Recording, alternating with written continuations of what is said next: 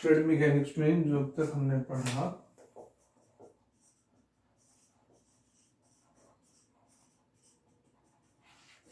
वो सब था स्टडी ऑफ फ्लूइड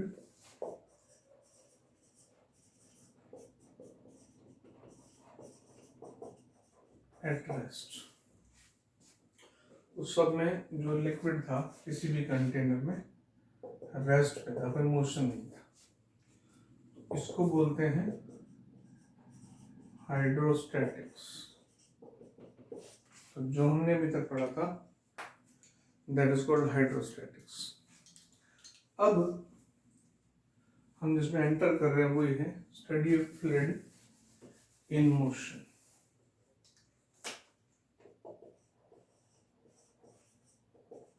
और इसको बोलते हैं हाइड्रोडायनामिक्स,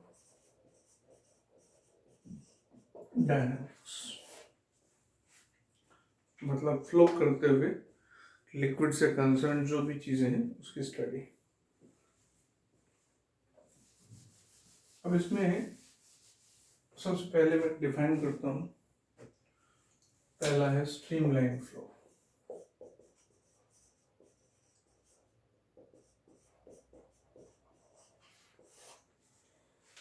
प्रैक्टिकली ऐसा स्ट्रीमलाइन फ्लो अगर डिफाइन करो, देखो फ्लो किसी ट्यूब में से हो रहा है, लिक्विड किसी ट्यूब में से फ्लो कर रहा है ऐसे। अब ऐसा होता है कि पहली बात तो जो फ्लो है उसमें ये लिक्विड लाइंस बनाते हुए फ्लो कर, पैरेलल लाइंस, पहली बात आपस में पैरेलल लाइंस, वन थिंग। दूसरा, सपोज ये पॉइंट 1 है, ये पॉइंट 2 है, ये 3, 4 और ये 5, ठीक है। जब लिक्विड यहाँ पे आता है तो यहाँ वेलोसिटी मान लो v1 है, यहाँ वेलोसिटी मान लो v2 है, यहाँ v3 है, यहाँ v4 है। इन जनरल एक मिसकंसेप्शन होता है स्ट्रीमलाइन फ्लो में, यूजुअली कहा जाता है कि कांस्टेंट वेलोसिटी से, कांस्टेंट स्पीड से जो फ्लो है वो स्ट्रीमलाइन होता है। नहीं, कांस्टेंट स्पीड वाला जो फ्लो होता है वो स्टेडी फ्लो होता है। स्टेडी फ्लो स्ट्रीमलाइन है, that's true, but streamline flow steady हो जरूरी नहीं है। मतलब कांस्टेंट स्पीड से लिक्विड फ्लो कर रहा है तो स्टेडी है, लेकिन स्पीड कांस्टेंट ना हो, स्टिल उसमें एक बात ये हो कि हर एक पॉइंट की स्पीड डिफाइंड है। मान लो ये स्पीड है 10 सेंटीमीटर पर सेकेंड, ये है सपोज 15, ये 12, ये फिर हो जाती है सपोज 20, ऐसे हर एक पॉइंट की। अब कोई भी जो पार्टिकल इसके पीछे आ रहा है, सपोज ये रहा, इसके जस्ट पीछे पार्टिकल, अभी इसकी स्पीड कुछ भी हो सकती है, लेकिन जब ये यहाँ पहुंचेगा तो उसकी वेलोसिटी भी, इसकी स्पीड भी 10 सेंटीमीटर पर सेकेंड हो जाएगी। जब ये यहाँ पहुंचेगा तो उसकी स्पीड, इस बीच में जो है वो डिफाइंड, हर एक पॉइंट की डिफाइंड है।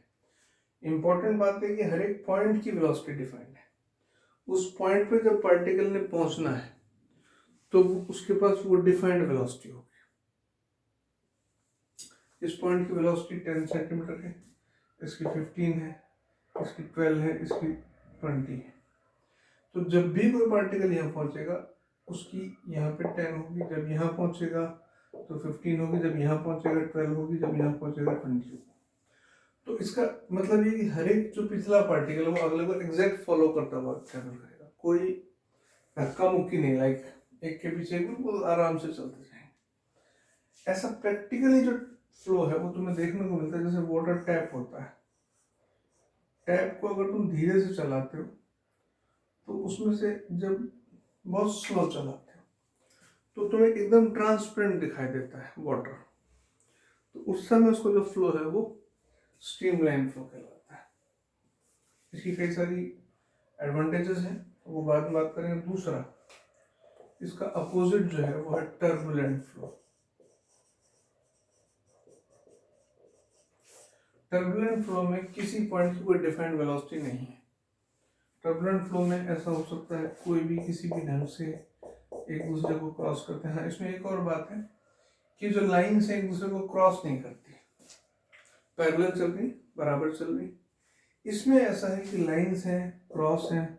दूसरा, ये कोई पॉइंट है, इस पॉइंट पर अभी वेलोसिटी 10 सेंटीमीटर पर सेकंड है, किसी दूसरे की 15 हो जाएगी, नेक्स्ट टाइम हो सकता है फिर 12 हो जाए, कुछ भी हो सकती है। मतलब हर एक पॉइंट की कोई डिफाइंड वेलोसिटी नहीं है, तो वो टर्बुलेंट फ्लो है, राइट। तो हमारी जो स्टडी होती है वो स्ट्रीमलाइन फ्लो को लेके होती है, पहली बात। दूसरा, फ्लो पहली बात स्ट्रीमलाइन होना चाहिए, और जो हमारा फ्लड है, मतलब इंपॉर्टेंट पॉइंट्स,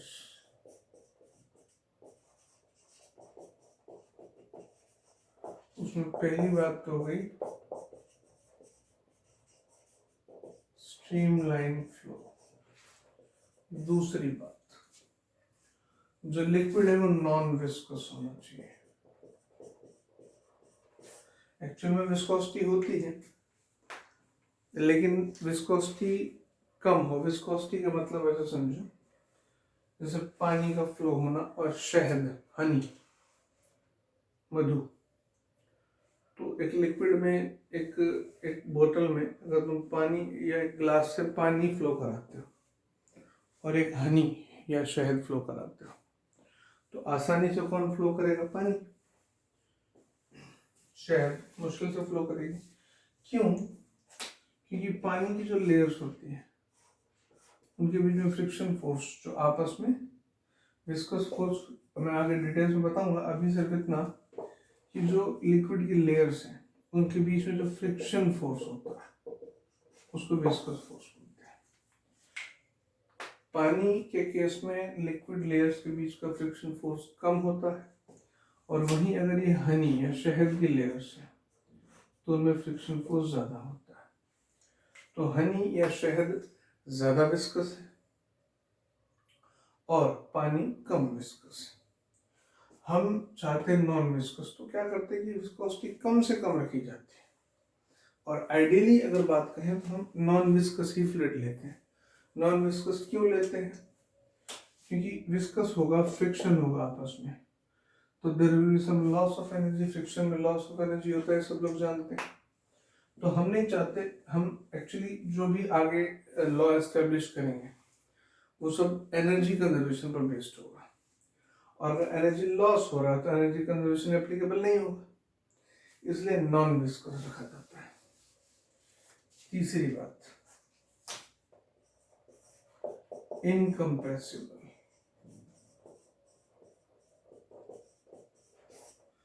वैसे अगर लिक्विड यूजुअली कंप्रेसिबल कम होते हैं, लेकिन इसका मतलब समझो जैसे सपोज ये लिक्विड यहाँ से फ्लो कर रहा है और इधर से निकल रहा है।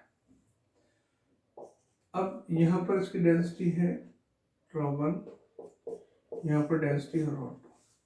पॉसिबिलिटी है कि यहाँ बिल्कुल नैरो हिस्सा है तो यहाँ लिक्विड कंप्रेस हो जाए, तो इधर डेंसिटी ज्यादा हो जाए। अब डेंसिटी ज्यादा होने से पर यूनिट लेंथ का जो मास है वो भी चेंज हो जाएगा। ऐसे में जो एनर्जी ट्रांसफर हो रहा है, मान लेते हैं ये मास है डेल्टा m1, ये है ρ इंटू वी, इतने सेक्शन का वॉल्यूम v मान लिया मैंने। तो इतने सेक्शन में जो मास फ्लो कर रहा है वो डेल्टा m1 है, कितना? ρ इंटू वी। और ऐसे ही यहाँ से जो डेल्टा m2 निकलेगा ρ2 इंटू वी, सेम वॉल्यूम से जो अमाउंट ऑफ जो लिक्विड निकलेगा वो डिफरेंट हो जाएगा। अब यहाँ पर वेलोसिटी, यहाँ पर जो एनर्जी होगी, काइनेटिक एनर्जी चाहे पोटेंशियल एनर्जी, मास डिपेंडेंट होती है।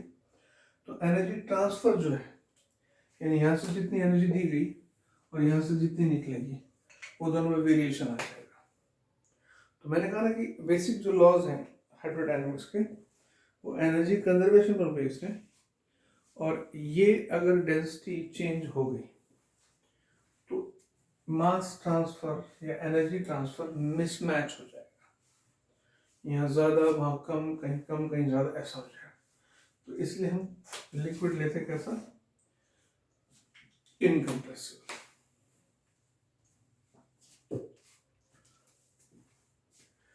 तो ये तीन बातें ध्यान रखनी है, streamline flow, non viscous, incompressible fluid. आगे चले, इसके बाद पहली एक चीज आती है इक्वेशन ऑफ कंटिन्यूटी।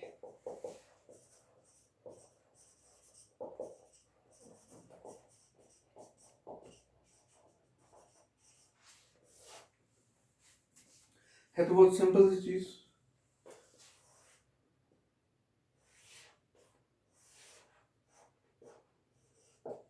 ये ट्यूब है, यहाँ से लिक्विड एंटर करता है वेलोसिटी v1 से, इसका क्रॉस सेक्शन एरिया a1 है, यहाँ से निकलता है v2 से, इसका क्रॉस सेक्शन एरिया a2। अब सपोज यहाँ t0 से t डेल्टा t टाइम तक ये जो लिक्विड डिस्टेंस ट्रेवल करता है ये डेल्टा x1 है, ये है v1 डेल्टा t। तो ये जो वॉल्यूम है अगर कैपिटल डेल्टा भी, अब मैं इसको कैपिटल डेल्टा भी लिखा, ये सिलिंड्रिकल है, ये होगा a1 into delta x1 delta v a1 v1 delta t। और इतना जो लिक्विड एंटर कर रहा है उसका मास है suppose delta m, delta m है डेंसिटी इंटू डेल्टा v, ये होगा raw a1 v1 delta t। अच्छा, अब इतने ही टाइम में यानी यहाँ पर t0 से t डेल्टा t तक उतने टाइम में वहां से कुछ लिक्विड निकल रहा है, ये डिस्टेंस ट्रेवल करता है delta x2 which is v2 into delta t। तो ये जो वॉल्यूम निकलता है ये डेल्टा v1 लिख देता हूँ उसको मैं, ये delta v2 a2 delta x2, ये हो गया delta v2 a2 v2 delta t। और जो मास निकल रहा है इधर m1 लिख देता है, m2 है a2 v2 delta t into raw. अब जैसे कि मैंने कहा कि इनकम्प्रेसिबल लिक्विड है तो डेंसिटी दोनों तरफ सेम रहेगी, और जितना मास यहाँ से एंटर कर रहा है उतना मास वहां से निकल रहा होगा, मतलब delta m1 is equal to delta m2 a1 v1 delta t rho a2 v2 delta t rho. अब डेल्टा t और रॉ कॉमन है, ये आ गया a1 v1 equals to a2, ये इक्वेशन ऑफ कंटिन्यूटी। अब a1 v1 की देखो dimension क्या है, a1 है मीटर स्क्वायर, वेलोसिटी है मीटर पर सेकेंड, इसकी डायमेंशन आ गई मीटर क्यूब पर सेकेंड। इसको हम ऐसा भी कह सकते हैं, मीटर क्यूब किसकी यूनिट होती है, वॉल्यूम की, मतलब यहाँ से जो वॉल्यूम पर सेकंड आ रहा है वहां से उतना ही वॉल्यूम पर सेकंड निकल रहा है। तो A इंटू वी एक्चुअली क्या है, वॉल्यूम रेट कह सकते हैं, वॉल्यूम फ्लो रेट। तो A into we can be said volume flow rate, AV metre cube per second या वॉल्यूम फ्लो रेट।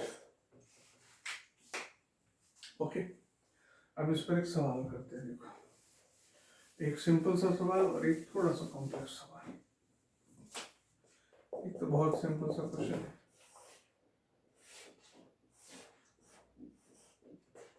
ये एरिया है A और ये एरिया है A/4। यहाँ से एंट्री की वेलोसिटी है 20 सेंटीमीटर पर सेकेंड और पूछा यहाँ से वेलोसिटी कितनी होगी सपोज, ठीक है। तो डेफिनेटली हमारे पास फॉर्मूला है a1v1 इक्वल्स टू a2v2।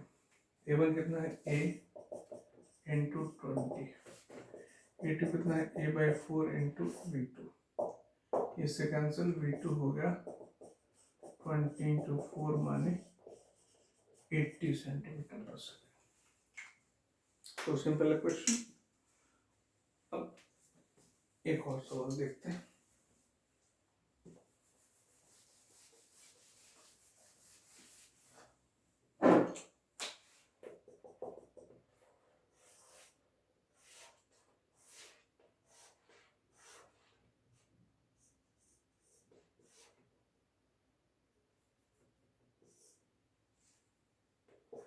ये एरिया है a, ये है a/2 और ये सपोज है a/5।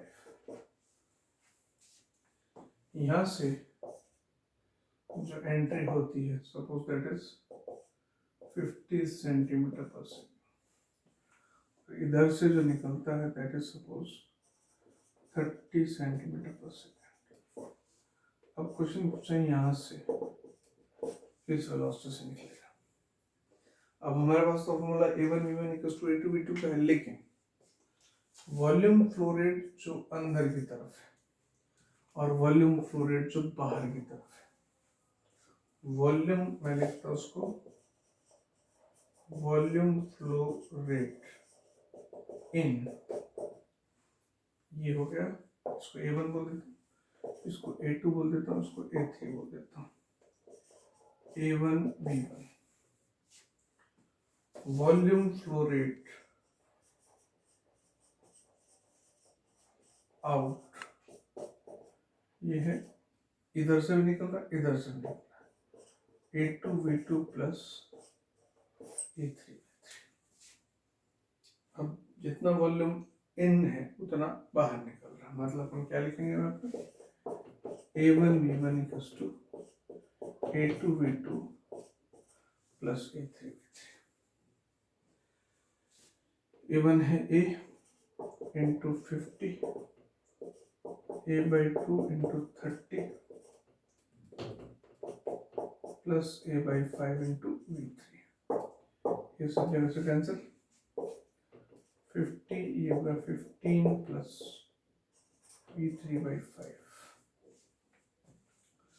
50 माइनस 15 v3/5, 35 इंटू 5, ये आ गया 15, 25, 175 सेंटीमीटर पर सेकेंड। दो की जगह 3 भी हो सकता है, और इनटेक जो हो सकता है वो 1 नहीं 2 से भी हो सकता है।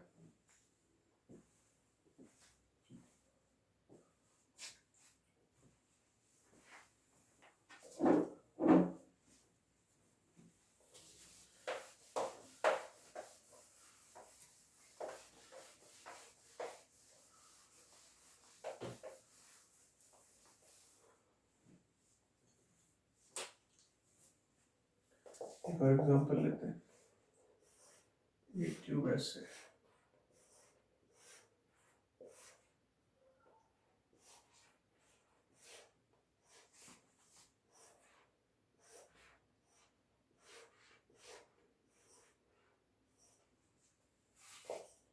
a0 to a0/4, और ये सपोज 3a0/4। यहाँ से वेलोसिटी है सपोज v0, ये 2v0 है, यहाँ से v0, इधर से velocity suppose it is 4v0, यहाँ से निकालनी है। अब वॉल्यूम इन देखो कितना है, a0 2v0 plus 2a0 v0। Volume out कितना है, a0/4 into 4v0 plus 3A0/4 into B, और हमें ये निकालना है लास्ट में। A0 कैंसिल सब जगह से, 2V0 होगा 4V0, ये हो गया V0 plus 3/4V, 3V0 equals to 3/4V, तो V इक्वल्स टू 4V0 आ गया। व्हाट इट बेसिक बात है, volume intake and volume output. Tube के अंदर कोई भी वॉल्यूम कलेक्ट नहीं होगा, जितना वॉल्यूम आएगा उतना वॉल्यूम बाहर निकल जाएगा।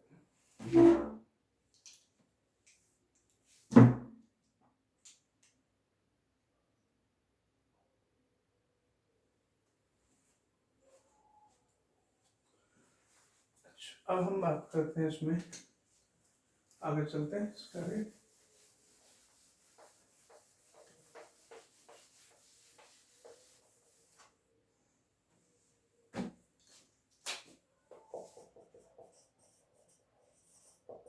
energies associated with fluid।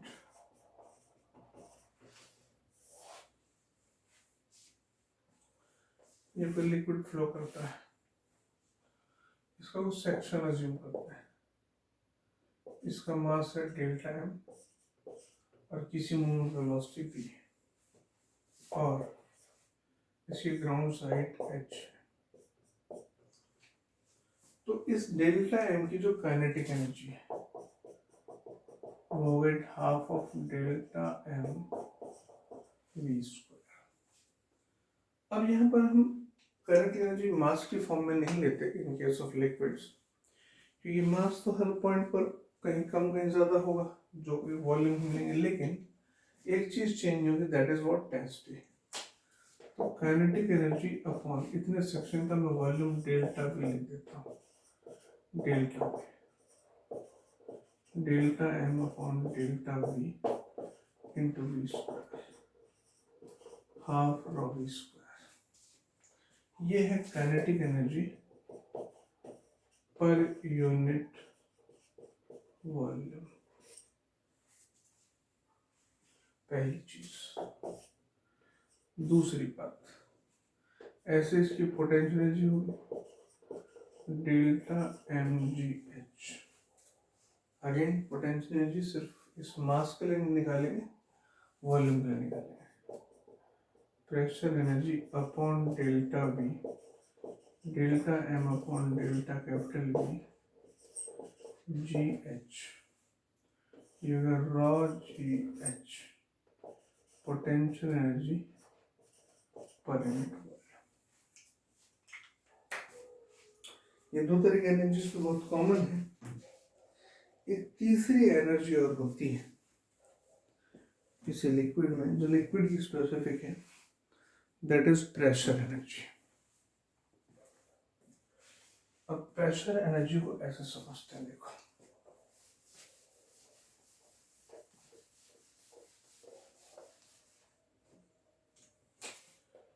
ये कोई कंटेनर है,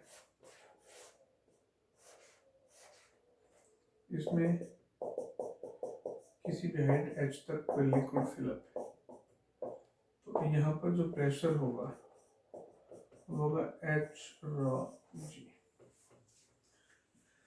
इसके अंदर सपोज ये कोई सेक्शन है जिसकी ये डेल्टा x लेंथ है, हम यहाँ से फोर्स लगा रहे हैं इसको, ये तुम समझो कि F फोर्स लगा के हम लिक्विड यहाँ से यहाँ डिस्प्लेस करेंगे डेल्टा x तक। तो हमने फोर्स लगाया, वर्क हुआ delta W F delta x।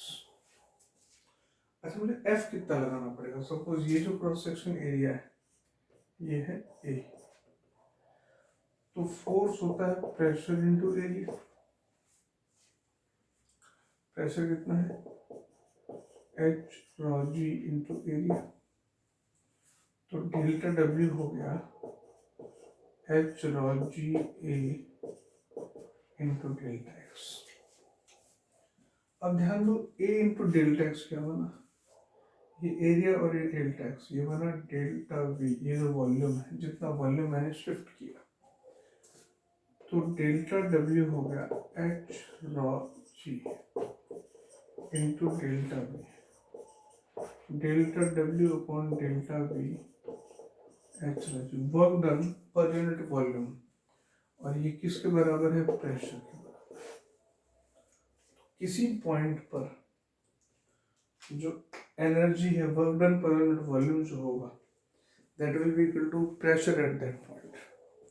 तो एक तीसरी नई टाइप की एनर्जी आ जाती है, that is called pressure energy. Of course वो पर यूनिट वॉल्यूम है ही। अब जो एनर्जी कंजर्वेशन का प्रिंसिपल है, जिस पर एक आगे बर्नौली थ्योरम बेस्ड होती है, उसका बेसिक लॉजिक ही यही है कि कोई भी इनकम्प्रेसिबल नॉन विस्कस फ्लूइड अगर स्ट्रीमलाइन फ्लो करता है, तो थ्रू आउट द फ्लो कहीं भी किसी भी पॉइंट पर उसकी तीनों एनर्जीज का sum, kinetic energy per unit volume, potential energy per unit volume and pressure energy, by default pressure energy per unit volume ही होती है। तो kinetic energy per unit volume, potential energy per unit volume और pressure energy per unit volume should remain constant. This is actually basically law of energy conservation in case of fluid. तो Bernoulli theorem जो है उसका basic concept ही यही है कि हमारे पास एक incompressible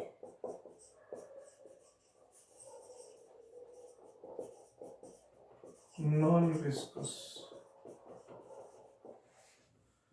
fluid in streamlined flow,